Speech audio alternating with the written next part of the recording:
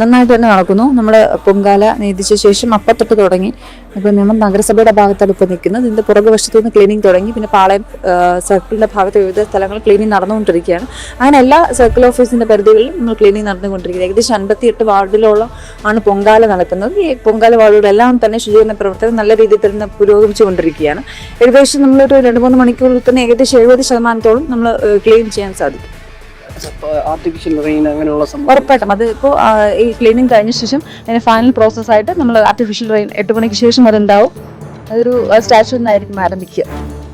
തീർച്ചയായിട്ടും ഒരിക്കലും നിങ്ങൾക്ക് തോന്നുന്നുണ്ട് തോറ്റു കൊടുക്കും. ഒരിക്കലും തോറ്റു കൊടുക്കില്ല. ഞങ്ങൾ എല്ലാവരും ഇപ്പോൾ വനിതകൾ അടക്കമുള്ള ജനപ്രതിനിധികളൊക്കെ തന്നെ ഇപ്പോൾ ഫുൾ ഫീൽഡിലാണ്. എല്ലാവരും ഞങ്ങളുടെ തിരുവനന്തപുരം നഗരം ഞങ്ങളെ ഏൽപ്പിച്ചതാണ് ഞങ്ങളുടെ ഇവിടുത്തെ ജനങ്ങൾ. ഞങ്ങളെ തീർച്ചയായിട്ടും ഞങ്ങൾ ശുചീകരണ പ്രവർത്തനമൊക്കെ തന്നെ പൂർത്തിയായ ശേഷം മാത്രമേ ഞങ്ങൾ എല്ലാവരും ഞങ്ങളുടെ വീട്ടിലേക്ക് പോകത്തുള്ളൂ. അവസാന ആളും ഇത് ശുചീകരണ പ്രവർത്തനം ഒക്കെ തന്നെ പൂർത്തിയായി എല്ലാവരും പോയ ശേഷം മാത്രമേ ഞങ്ങൾ അടക്കം എല്ലാവരും പോവുകയുള്ളൂ. കാരണം ഞങ്ങൾ നാളെ നിങ്ങൾ വരുമ്പോൾ തിരുവനന്തപുരം നഗരം പൂർണ്ണമായിട്ട് ക്ലീനായിട്ട്